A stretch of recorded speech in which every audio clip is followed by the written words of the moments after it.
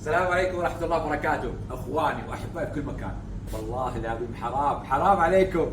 السيارة هذه الرينج روفر قعدنا للساعة 11 بالليل امس، من 7:30 نهاية الدوام بالليل الى 11 بالليل.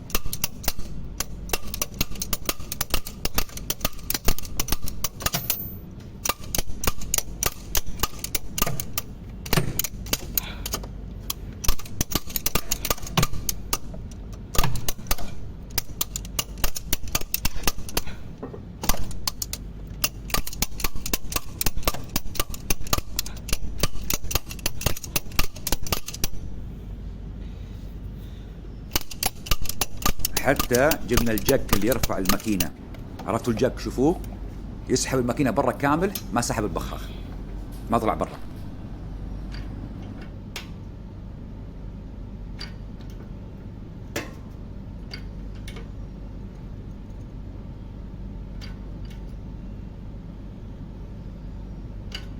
ليش؟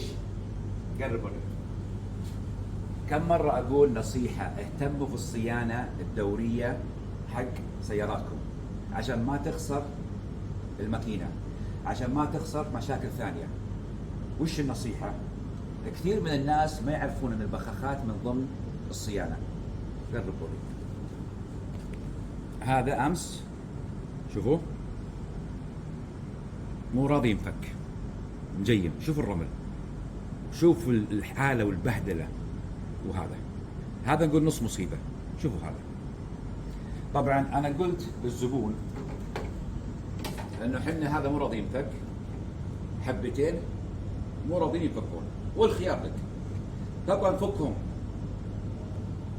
اذا انكسروا بحاول بالمخرطة، بحاول بكل الطرق والخبرة اللي عندي بمشيئة الرحمن. ما انفكوا لازم نفك راس الماكينة، يعني كان اوريهم نفك راس الماكينة كالجهة هذه. حطينا طبعا زيت قبل ما نفك، وحطينا كل شيء عشان يكون يسهل علينا نسحب البخاخات. قلت له والله شوف، الامر امر الله عز وجل، وكل شيء خير من الله سبحانه. احنا بنحاول محاولة اخيرة، اذا انكسر لازم نفك الماكينة برا ونفك الراس زين، وتخش بطقم قزقتات ومشاكل ما يعلم فيها الا.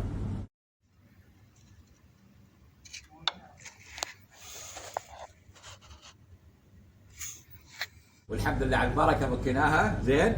وانتبهوا على موضوع الصيانه، اي سياره في العالم اي موديل مع الصيانه الدوريه فك البخاخات وديها المكان المختص ينظفها. نصيحه، اهتموا في الامور هذه، ولا تنسوا لي من الدعاء. رقم التواصل موجود في الصفحه الرئيسيه فوق.